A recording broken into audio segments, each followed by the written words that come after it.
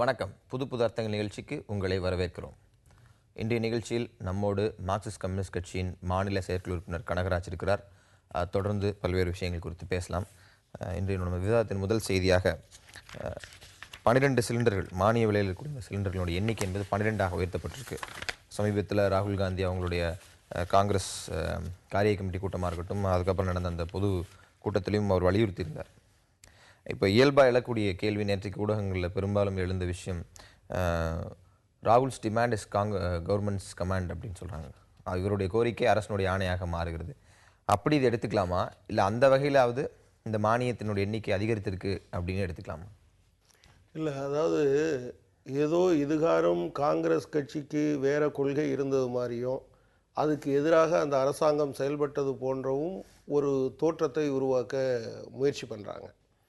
ஆனால் உண்மையில் என்னென்னா, இது தேர்தலுக்காக செய்யப்பட்டதே தவிர அந்த அரசாங்கம் என்பது ஐக்கிய முற்போக்கு கூட்டணி அரசாங்கம் இந்த மானியங்களை, ஏழை எளிய மக்களுக்கு கொடுக்குற மானியங்களை எல்லாம் வெட்டுவது என்கிற அந்த தன்னுடைய கொள்கையிலிருந்து அது பின்னோக்கி போனதெல்லாம் சொல்ல முடியாது.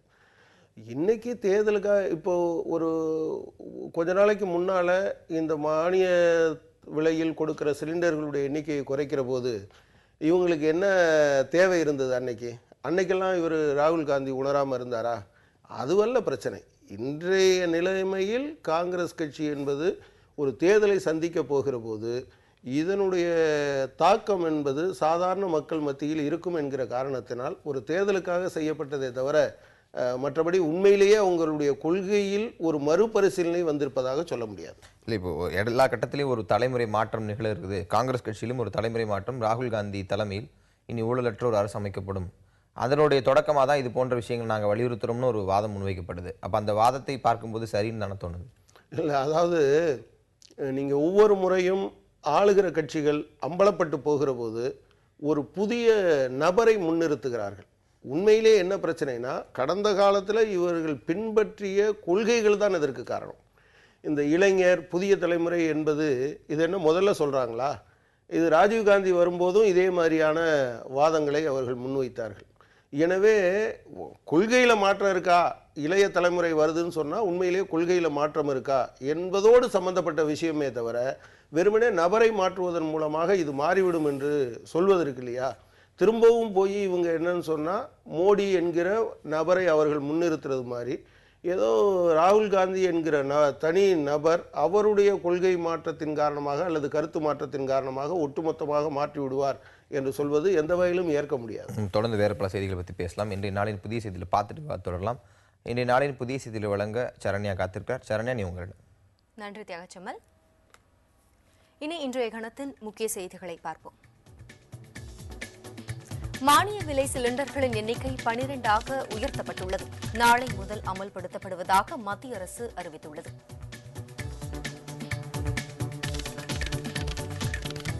சிலிண்டர் மானியத்தை வாடிக்கையாளரின் வங்கிக் கணக்கில் நேரடியாக வழங்கும் திட்டம் நிறுத்தி வைக்கப்பட்டுள்ளது. குறைபாடுகளை சரி செய்த பின்னர் மீண்டும் நடைமுறைப்படுத்தப்படும் என மத்திய அரசு அறிவித்துள்ளது.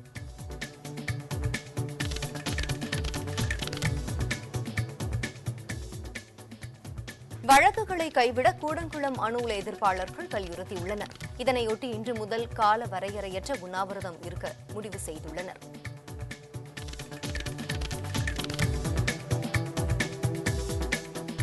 திமுகவிலிருந்து நீக்கப்பட்ட 10 பேரையும் மீண்டும் சேர்க்க வேண்டும் என அழகிரி வலியுறுத்தியுள்ளார். கட்சியினர் மீது காவல்துறையில் புகார் அளிப்பதை வேடிக்கை பார்க்க முடியாது என கருணாநிதி பதில் கொடுத்துள்ளார்.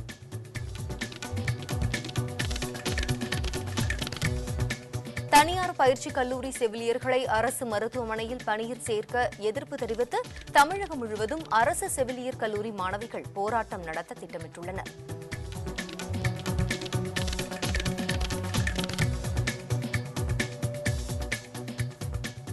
இலங்கை கடற்படையால் சிறைப்பிடிக்கப்பட்ட 38 ராமேஸ்வரம் மீனவர்களை பிப்ரவரி 13ஆம் தேதி வரை காவலில் வைக்க ஊர்காவல்துறை நீதிமன்றம் உத்தரவிட்டுள்ளது.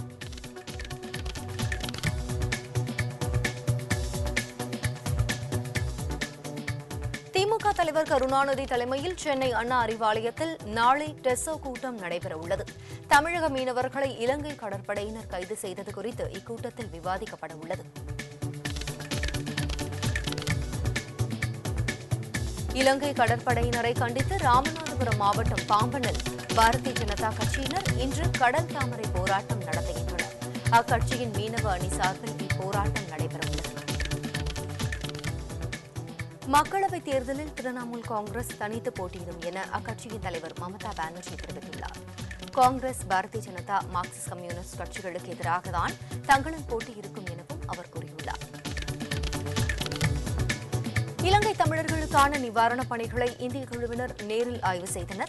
வீடுகளை ஒதுக்கீடு செய்வதில் முறைகேடு என கூறி வவுனியாவில் தமிழர்கள் போராட்டம் நடத்தினர்.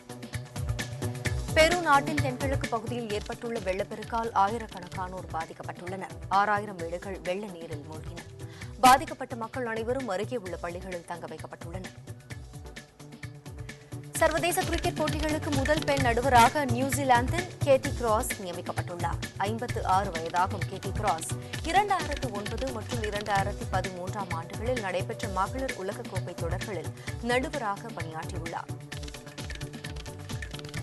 இனி ஒரு சிறிய இடைவேளைக்கு பிறகு புது அர்த்தங்களை தொடர்ந்து பார்க்கலாம்.